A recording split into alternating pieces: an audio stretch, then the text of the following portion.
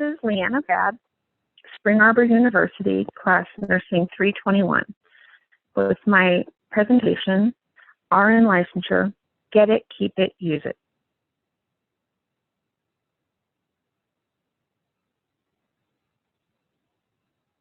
Getting it. There are a few pathways to becoming a registered nurse. I live in Arizona, so this information is pertinent to my State Board of Nursing's requirements. To apply for an RN license, one must graduate with a diploma from an approved nursing program. Either associate's or baccalaureate will do. The school you graduate from must submit a certificate of completion to the State Board of Nursing for their file. After graduating, it is time to hit the books again and study for the NCLEX RN, which is a test for licensure. An RN licensure applicant will need to pass this exam, which will range from 75 to 265 very difficult questions. Last but not least, you'll need to pay the fees.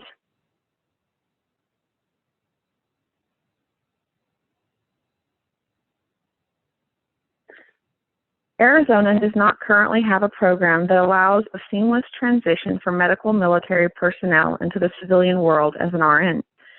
But military veterans with medical experience can receive their licensed practical nurse licensure upon passing the NCLEX PN, which they can take upon discharge from the armed forces. This test is 75 to 205 questions. Then they can apply for the LPN to RN bridge programs, which are currently available to achieve the RN licensure.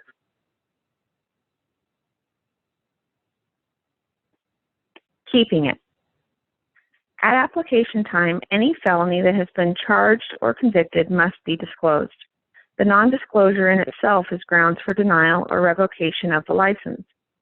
After licensing has occurred, any new criminal charges must be reported to the State Board of Nursing within 10 days. To renew the license, the nurse must have worked 960 hours in the last 5 years or received an advancing nursing degree in the last 5 years. If something comes up that causes your license to be revoked, you'll need to be getting it back. Once the RN license has been revoked, an applicant must reapply to the Board of Nursing for licensure. Before applying, all education, specified mandates, and civil penalty fees should be taken care of. Then the decision to approve or deny the application is with the State Board of Nursing.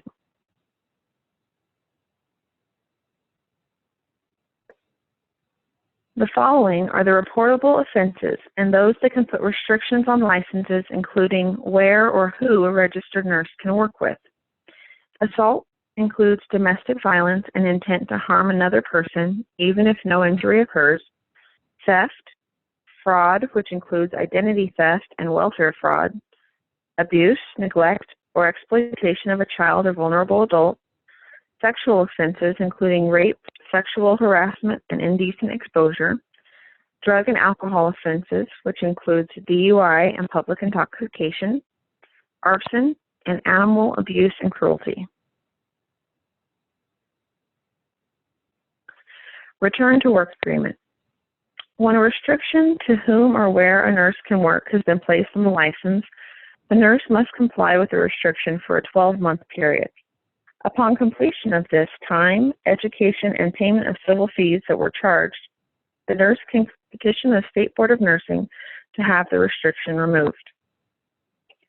The limitations include no overtime, night shifts, or excess of 12-hour shifts, no more than 3 shifts worked in a row.